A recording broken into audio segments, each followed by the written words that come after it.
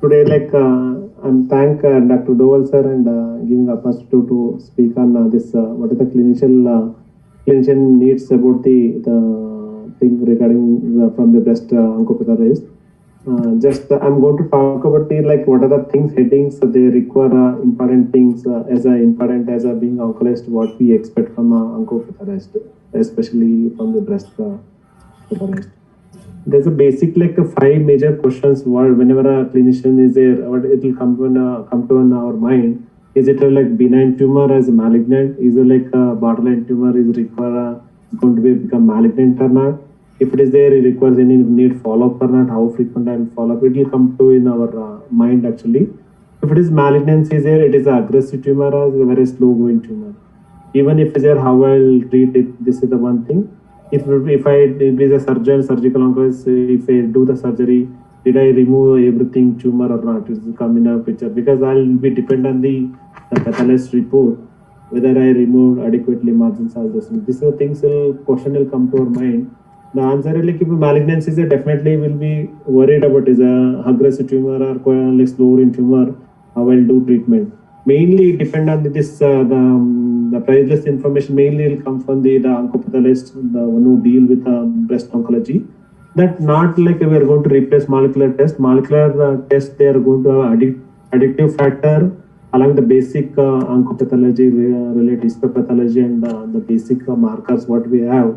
Like that is try to go make them tailoring the treatment based on the molecular test. Not only molecular test is not going to replace things. Basically, the basic oncopathologist report is more important for us. This is the thing we are having a classical prognostic and predictive factor. The older we used to have depend on the TNM staging, based on the T staging and nodal status, we treat the older method. Now we are trying to go so many factors are there, like prognostic and predictive factor based on the age, grading tumor, histological subtypes are there, and ERP or HER2, K67, and based on the margins and vascular invasion, we're going to decide based on the older T staging, nodal there the prognostic factor is there. The micrometastases are there important how pathologist the conventional method IHC method is try to see that one. Most of all the pathologists may not practice various institutions they'll try to practice nowadays. By IHC method try to prove that whether negative or not. These are things that are important. With early screening, all those things we are trying to see that very early T staging and even N0 diseases. This is the data from the Western data. But sentinel lymph node dissection and axillary lymph node dissection is a debatable because can we miss this nano or micrometastasis? Because if I don't remove, is there any chance of skip metastasis? These are the questions will come. There are a lot of things to answer for this. Clarification from the AJCC staging that when the multiple staging is the multiple tumor are there. We try to see the single largest tumor, what is the size we will try to see. But we do not include the satellite foci, anything is there. What are the multiple, with the largest size of the tumor will be taken with the addition of the modified multiple factor. The bilateral is there, we'll try to do separate staging for each. But important thing is with the clarification of 7th and 8th edition, along with the gross and microscopic pathology, histopathology, we'll try to incorporate the imaging the finding along with the pathological stage whenever required necessary there. When the small tumor is there, we are taken from the biopsy. When the residual tumor is there, it is very small. It may give under staging of the result. Suppose 6 millimeter imaging is there by mass. We are taken most of by core biopsy. Remaining residual disease there, you have to see them, you have to correlate both histopathological and imaging. It's not like pathological T1A, it is a pathological T1B. Because based on the size, I'm not going to deal everything is what is the TNM staging here, but we supposed to correlate them. And this is most important for us actually. And if you don't find any residual tumor, don't try to categorize them as a pathological TA, a TX. Because by your already core biopsy, you take a small amount of the tumor, it will still comes to the category of pathological T1A. This is we have to see that when the multiple tumor is there, we have to see that we'll try to incorporate a clinical and imaging finding whenever things are there, pathological staging. But pathological TX is rarely used, but you try to correlate both pathological and clinical staging system. The important is the grading system. What you see, like most commonly grade 2 tumor in a clinical practice, grade 1, grade 3, almost 25%. Based on the grading, you can see that survival is going to come down. Low grade, there are a higher chance of tumor survival from the breast cancer compared to grade 3 tumor. They are very aggressive. They're trying to avoid. Either maybe triple negative or HER2 positive chances will be there. Whenever I read an oncopathology report, we try to see that what is the type of report is there, like any tumor or microvascular invasion is there or not. You can see this, like if a vascular invasion is there, the chance of survival is less when it is absent.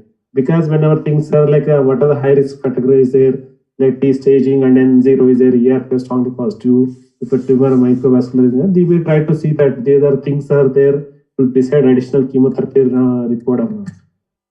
Coming to the pathologist, like we'll try to tell them because basically we'll try to read that invasive ductal carcinoma. Very rarely we'll see that lobular carcinoma, but whenever pathologist as a being clinician, we try to have that what is a subcategory, because most of the pathologists may not try to give this, because I don't know like where to talk to.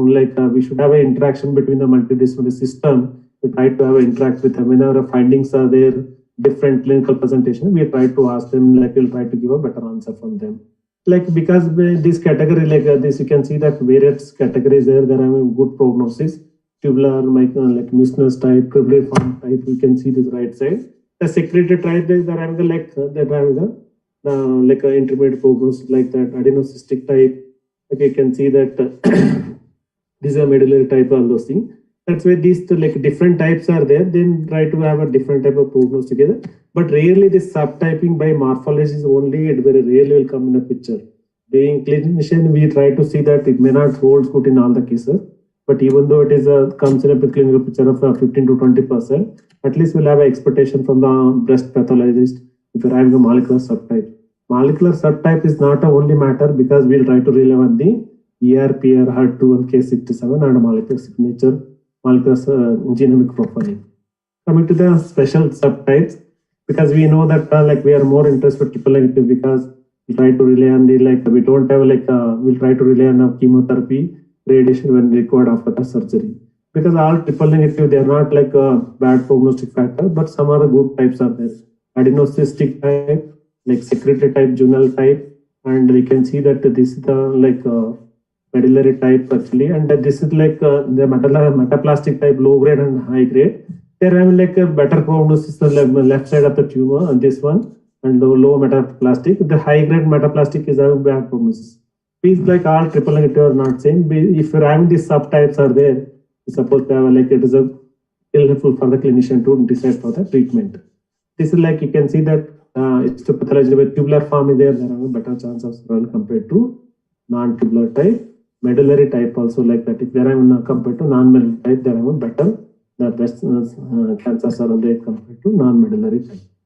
Other this is the same thing, tubular type and cribriform type. After surgery, you require mainly they most likely if they have endocrine positive will be there. They'll try to have endocrine therapies alone, that is sufficient without adding any chemotherapy. The other rare variety, you can see that lobular type, you can see that sometimes if the HER2 positive there, you have to cross check. The really lobular type or any other variants are there, pleomorphic lobular type. Their chance of expression of HER2 positive will be there. They do bad compared to with alone endocrine therapy.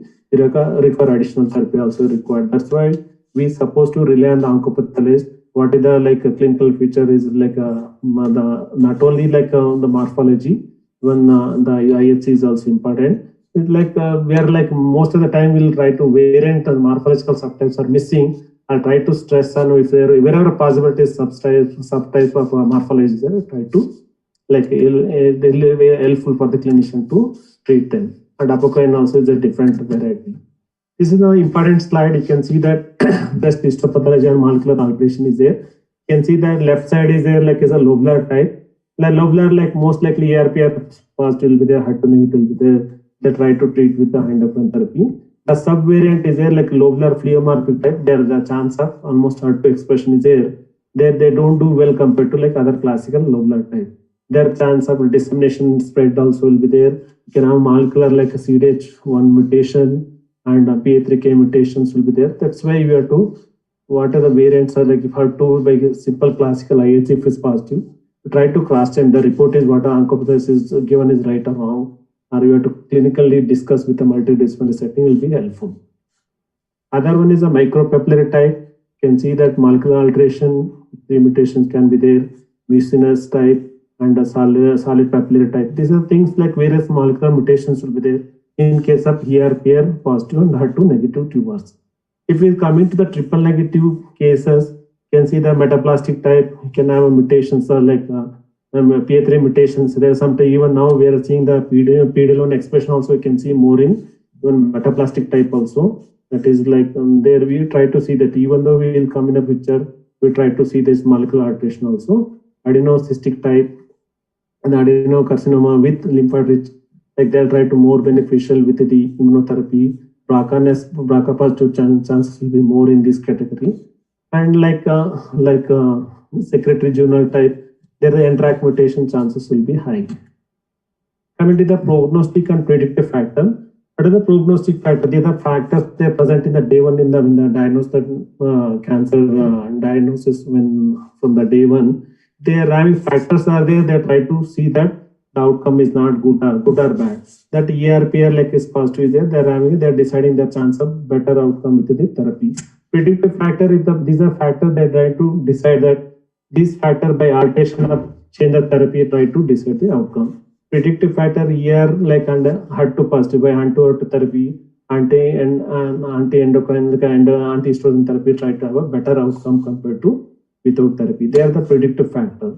And similarly, there is a well-established ER and HER2. There is like is validation done globally and clinically also it is validated. PR, even though it is both prognostic and predictive, mainly prognostic factor, because like a PR like negative like slightly more aggressive compared to PR positive. And K67 it is definitely helpful for a clinician. Like it is a like a subcategory we can divide into luminal A and B, and but is not validated all over. But in each institution, each pathologist they can have variations of value. Like it is not standardized globally. But ERPR like it is positive more than 1%, but clinically will try more than 10%. They'll try to behave very well. They'll try to respond very well with the anti-estrogen therapy. And HER2 is like previously the definition was more than 30%. Now they're like a CAP guidelines they come down to like more than 10%. Complete membrane standing is there that they'll try to positive. Like they respond very well with the anti-HER2 therapy. Coming to the K67, why it is important?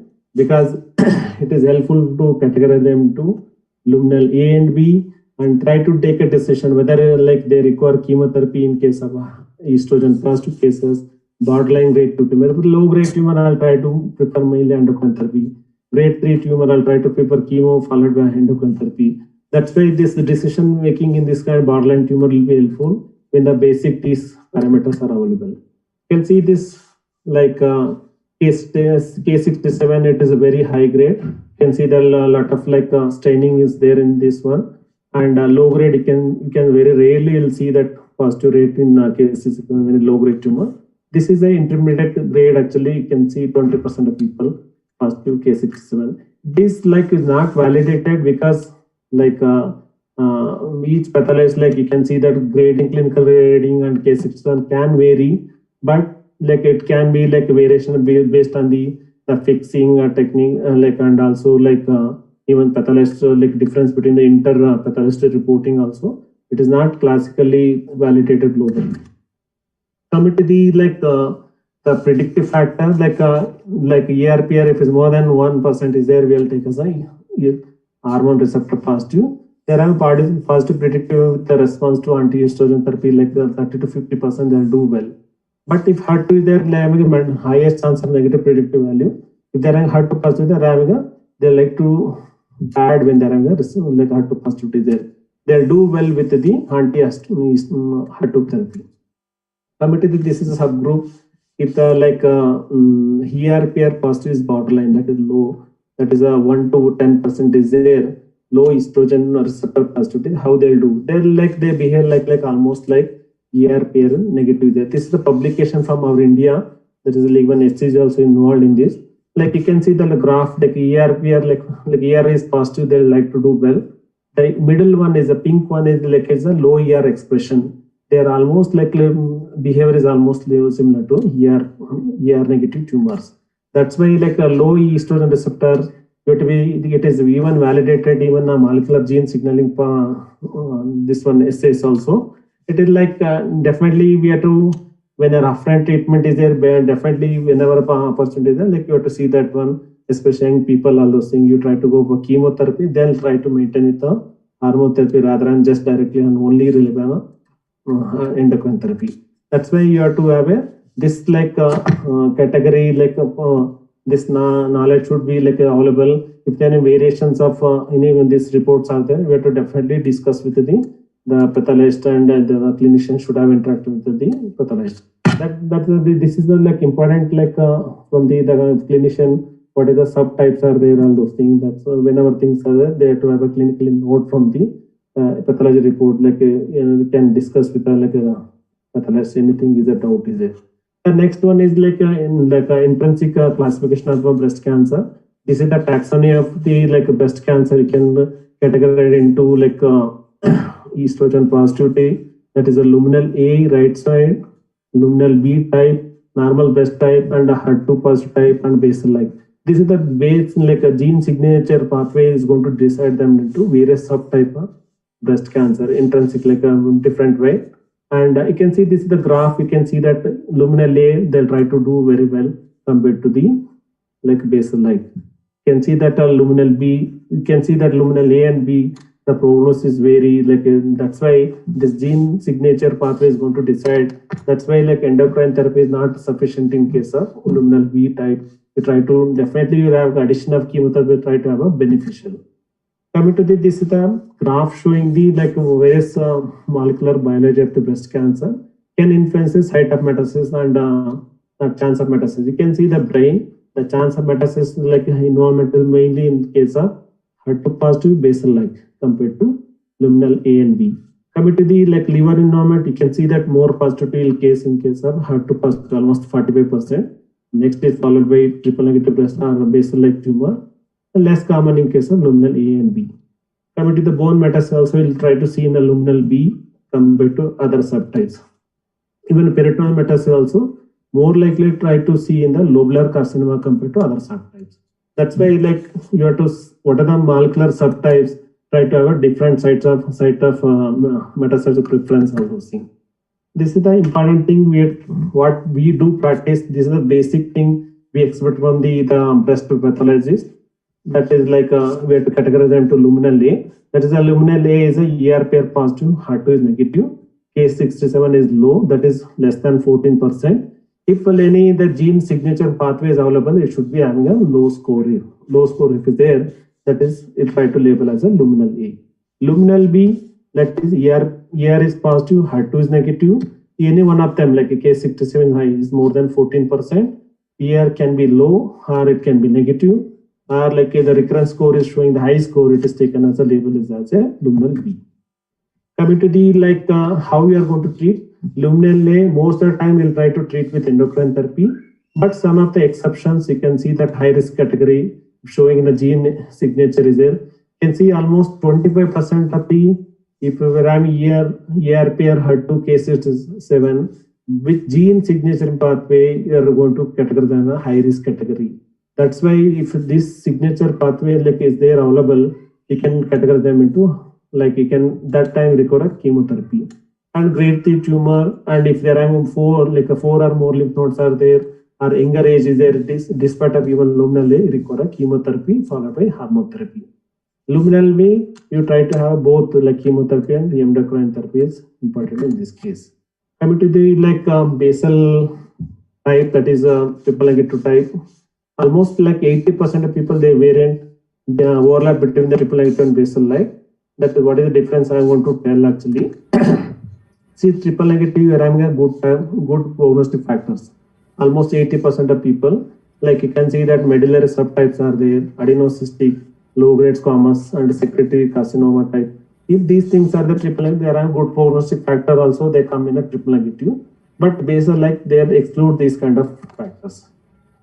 the question from the clinician is like this, from a pathologist, if they are report this one PR positive and ER negative is there, is it really that's reliable or not? We had last from breast pathologist, please cross check and if you like the biopsy is done from the core biopsy, if the surgery is done, we'll tell them to redo this ERPR on the whole specimen. Sometimes here like a tumor adherence, you can miss that one.